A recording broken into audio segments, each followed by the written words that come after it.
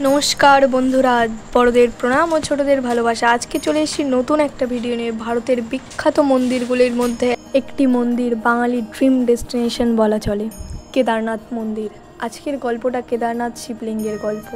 चलो शुरू करा जाक केदारनाथ शिवलिंगेर गल्प। केदारनाथ शिवलिंगेर काहिनीर साथे महाभारतेर जुगेर पांडवदेर जोगसूत्र रयेछे। जीवनेर परवर्ती समय पांडवरा तादेर स्त्री द्रौपदीके निये हिमालय पर्वतमालाय भगवान शिवेर सन्धाने घुरे बेरिয়েছিলেন। तारा कुरुक्षेत्रेर युद्धे अजान्ते करा पापेर जन्य भगवान शिवेर उपासना करते एवं तार काछे क्षमा चाइते इच्छुक छिलेन।